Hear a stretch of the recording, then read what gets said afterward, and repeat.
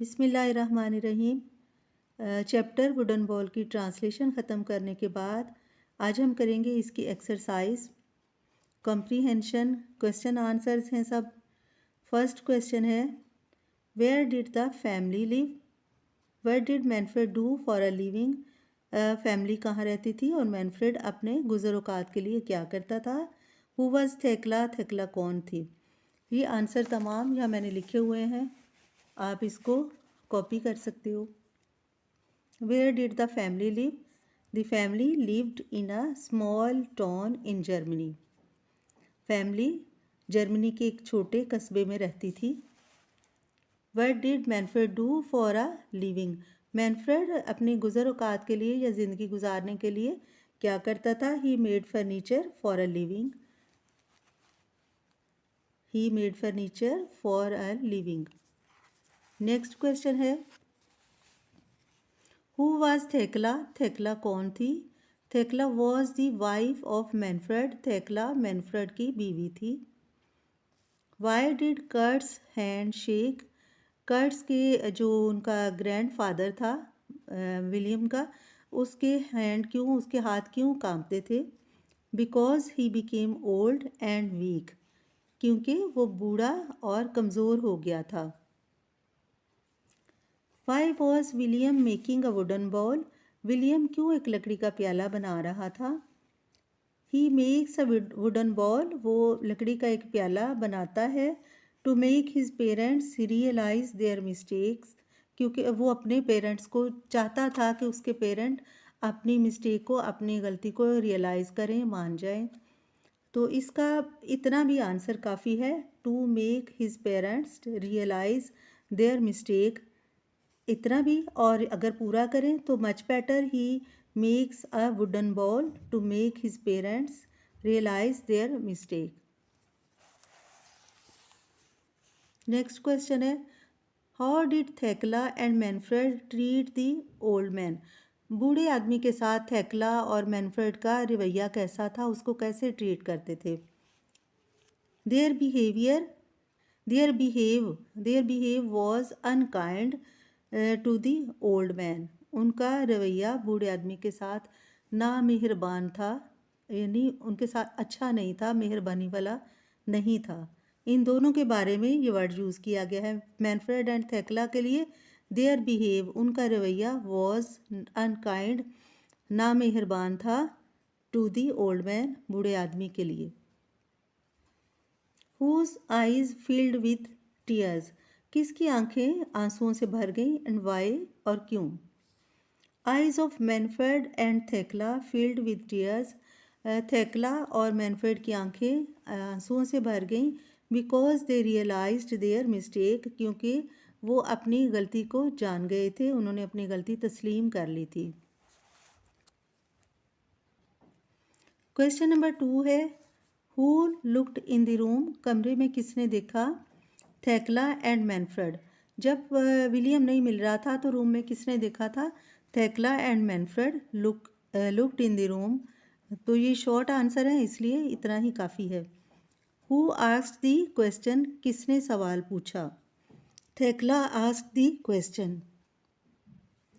थेकला asked the question, ये question जो सवाल है वो थेकला ने पूछा था कि ये लड़का कहाँ हो सकता है। Whom were they looking for and why? वो किसको ढूंढ रहे थे और क्यों ढूंढ रहे थे? They were looking for his son, वो अपने बेटे को तलाश कर रहे थे। Because it was dinner time, क्योंकि ये रात के खाने का टाइम था। Where was the missing person found? गुमशुदा शख्स जो था वो कहाँ से मिला था? ही वॉज इन वर्कशॉप, वो वर्कशॉप में था। Stories usually have 3 parts. कहानियों के आमतौर पर 3 हिस्से होते हैं, a beginning, a middle and N and, और एक आखिरी हिस्सा। एक शुरू का, एक दरमियाना और एक आखिरी हिस्सा होता है। Put these 3 parts in the correct order. इन तीनों पार्ट्स को हमने तरतीब से लिखना है। यहाँ 3 पार्ट्स में कुछ स्टेटमेंट्स लिखी हुई है, हमने देखना है कि फर्स्ट पार्ट पे कौन सी आ रही है, सेकंड पे कौन सी और थर्ड पे कौन सी है। तो यहाँ हम देखेंगे तीनों लाइंस को अच्छी तरह से पढ़ते हुए, फिर इसके बाद ये डिसाइड करेंगे कि कर्ट लिव्स इन जर्मनी, ये फर्स्ट लाइन होनी चाहिए।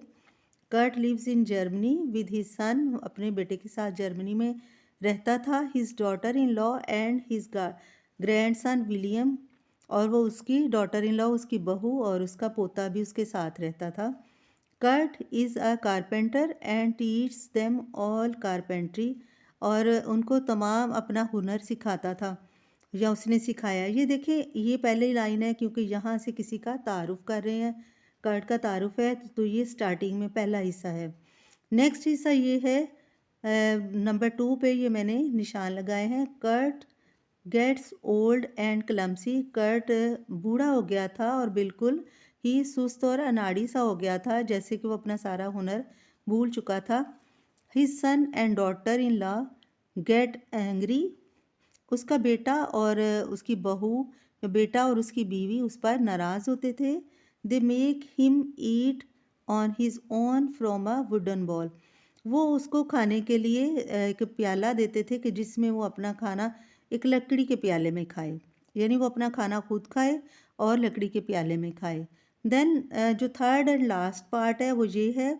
Williams parents find him making a wooden ball for them, William के पेरेंट्स ने उसे जब तलाश किया तो उन्होंने पाया उसे एक लकड़ी का प्याला बनाते हुए देखा।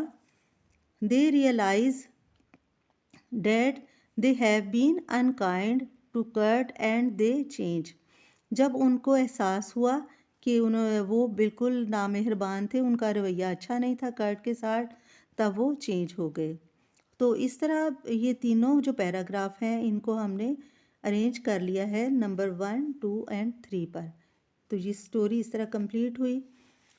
नेक्स्ट है वर्किंग विद वर्ड्स, कॉलम को मिलाना है हमने अकॉर्डिंगली उसकी सेकेंड लाइन के साथ कि उसके साथ कौन सा सूटेबल जो सेंटेंस है वो फिट रहता है।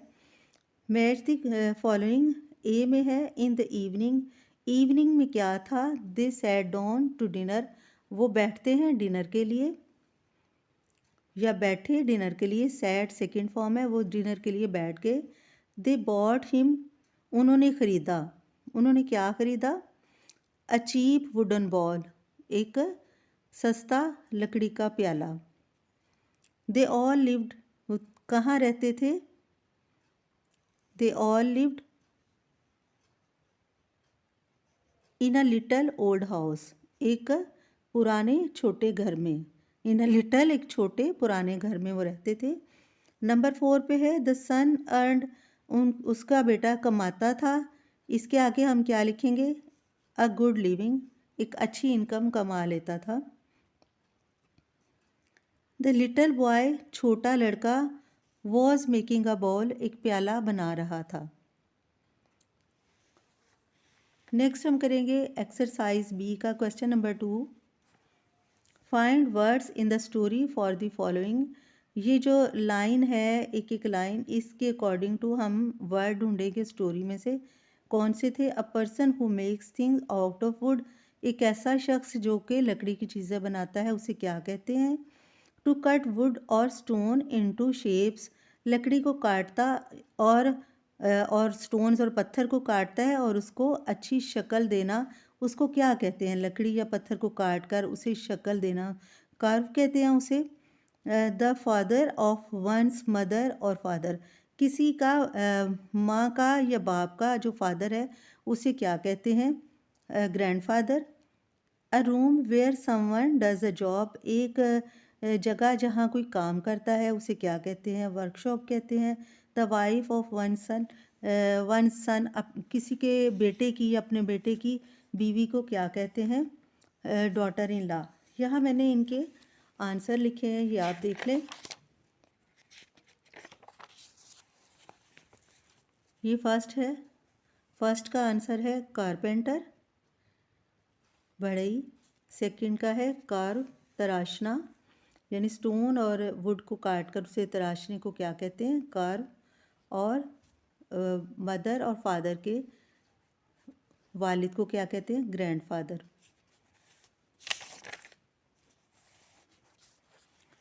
नेक्स्ट है काम करने वाली जगह को हम वर्कशॉप कहते हैं और बेटे की बीवी डॉटर इन लॉ।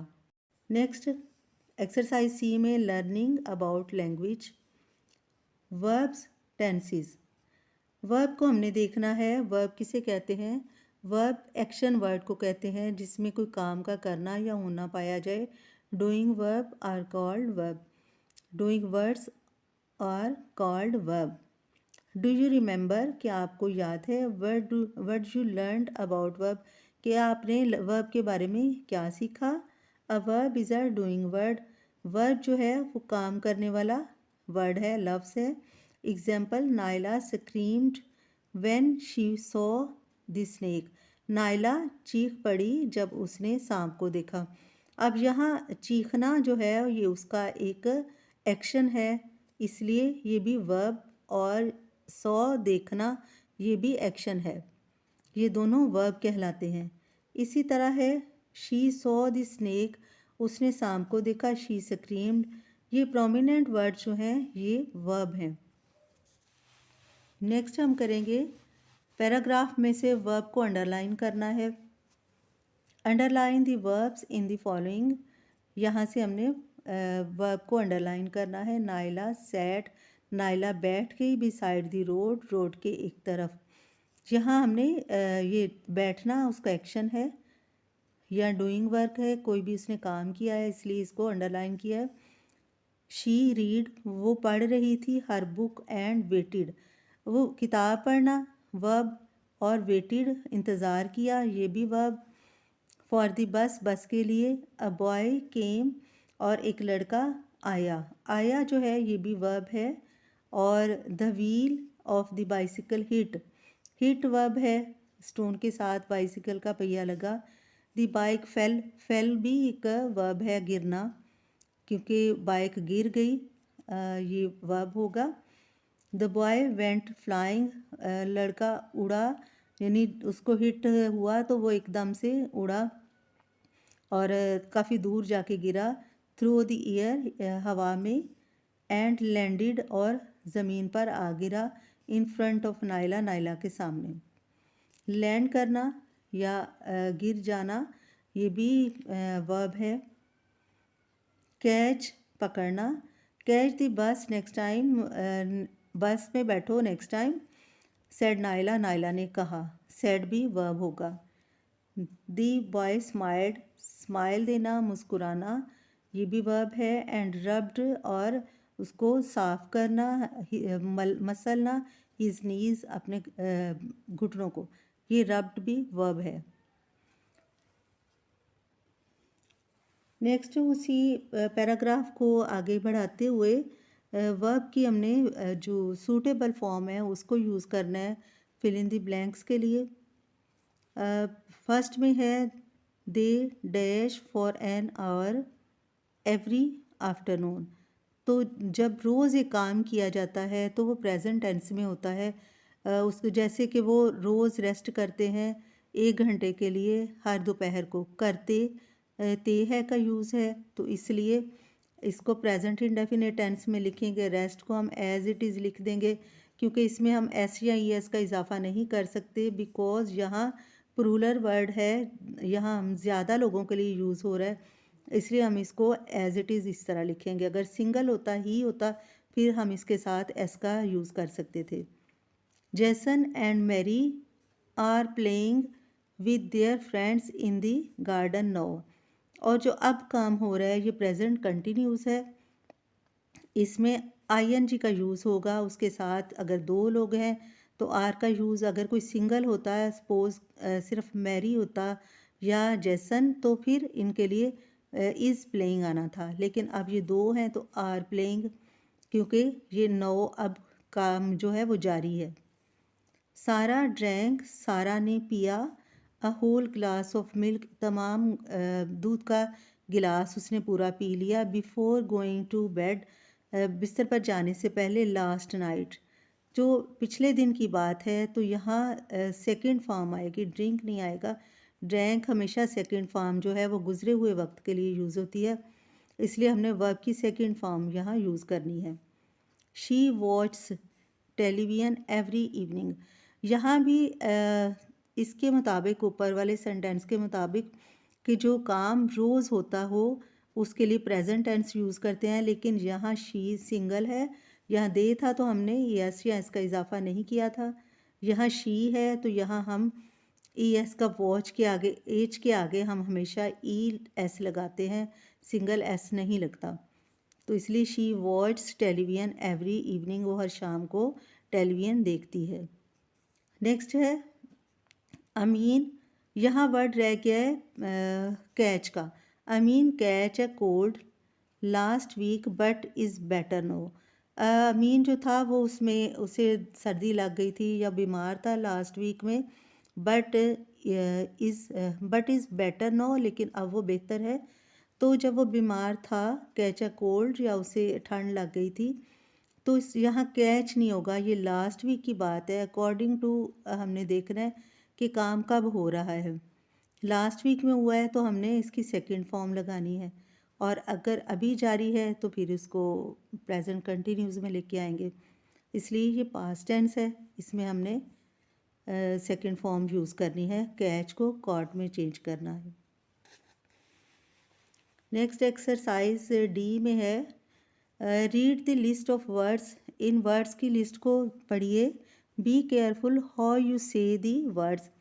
आप इन वर्ड्स को बोलते हुए एहतियात से काम लें, क्योंकि इनमें बस लिटिल डिफरेंस, थोड़ा सा ही इनमें फ़र्क है। जैसे चीप और शीप, चिप एंड शिप। तो जब हम सम टाइम बोलते हैं चिप और शिप, तो इसमें थोड़ा सा डिफरेंस होता है।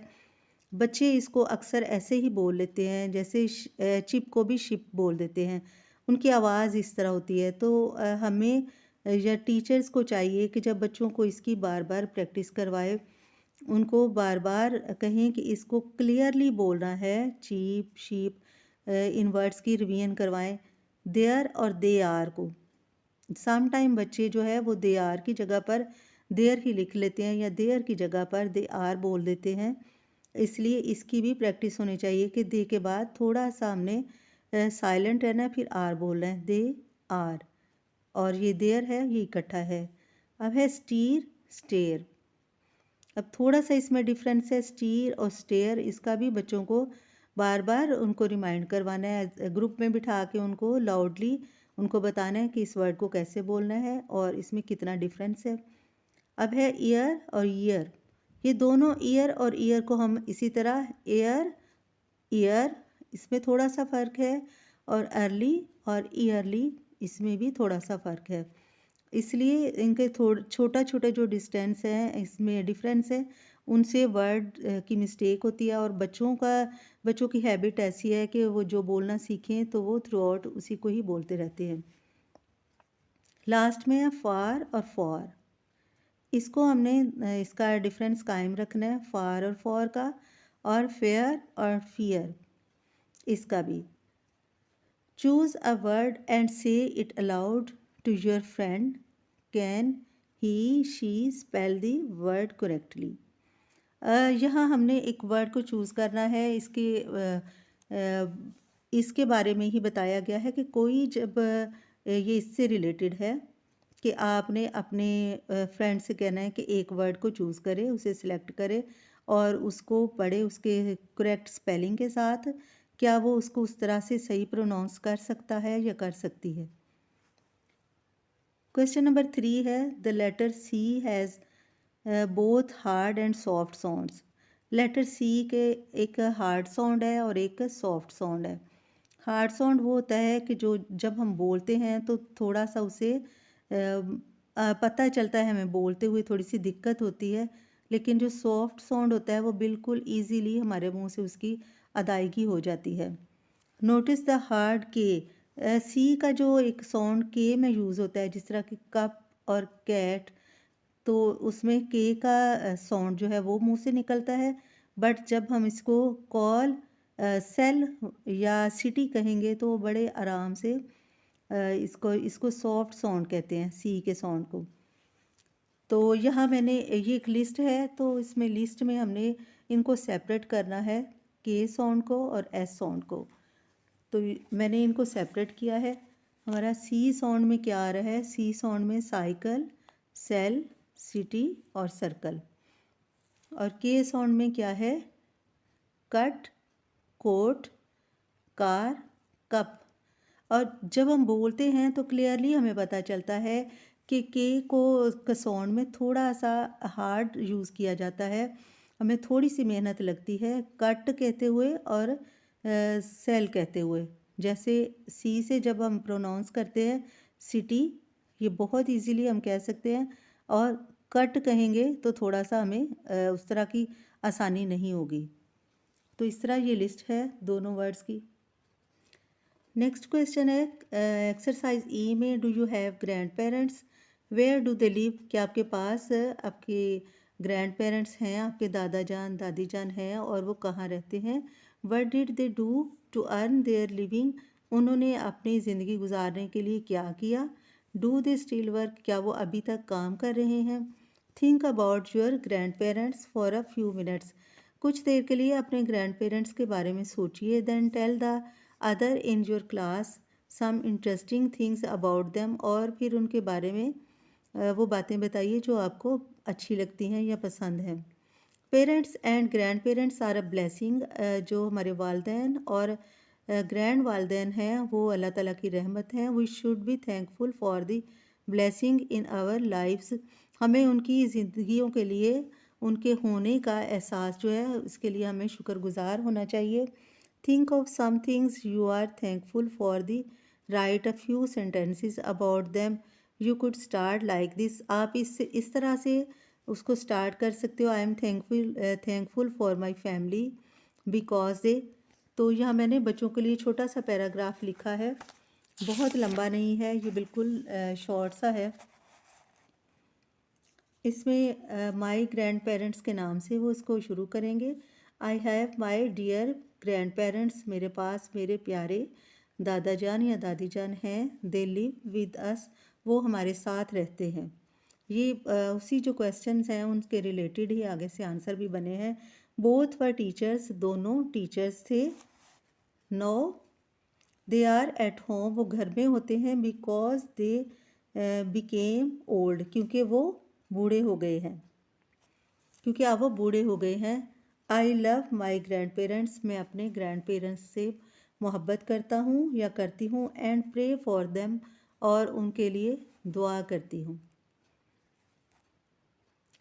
ये एक प्रोजेक्ट वर्क है, इसमें बताया गया है कि कारपेंटर जो है वो किस तरह काम करता है। वो लकड़ी से चीज़ों को रिपेयर भी करता है और बनाता भी है, डोर्स बनाता है, विंडो बनाता है, और ये इसका प्रोफेशन है। और लकड़ी की चीज़ों के लिए जो पाकिस्तान में चिन्योट शहर है वो बहुत ज़्यादा मशहूर है। वहाँ पर चिन्योट के लोग बहुत मशहूर हैं फर्नीचर बनाने के लिए। और जो चिन्योटी कारपेंटर हैं उनके अपनी उनका स्किल जो है वो हाई बिल्डिंग हाई क्वालिटी के लिए यूज़ किया जाता है। और उनके जो फर्नीचर होता है उस पर वुड वर्क बहुत ज़्यादा हुआ होता है, जैसे कि एक नक्शो निगार बने होते हैं, और कार्विंग एंड पैटर्न्स जो उसके नक्शो निगार होते हैं वो उस पर बने होते हैं। और ये बच्चों को एक प्रोजेक्ट के तौर पर दिया जा सकता है कि वो लकड़ी के छोटे छोटे पीसीज लें और फिर उनसे जो इनके पास फर्नीचर बनाने वालों के पास ग्लू मिलती है उस ग्लू का यूज़ करते हुए वो एक छोटी सी विंडो टाइप कोई या बॉक्स बनाएं, ताकि उनका भी जो उनको स्किल है वो सामने आए कि वो उस लकड़ी को कैसे जोड़ के कोई चीज़ बना सकते हैं। इसके लिए हमें वो छोटी छोटी स्टिक मिलती हैं, आइसक्रीम स्टिक्स, उनको भी यूज़ किया जा सकता है। छोटे पीसीस को यूज़ किया जा सकता है जो लकड़ी के ब्लॉक होते हैं। और इस तरह बच्चे एक एक दूसरे के ऊपर रख कर उसे किसी भी शक्ल की वो तरतीब दे सकते हैं। इस तरह ये चैप्टर ख़त्म होता है और इंशाल्लाह मिलेंगे नेक्स्ट चैप्टर के साथ। अपना ख्याल रखिएगा। अल्लाह हाफिज़।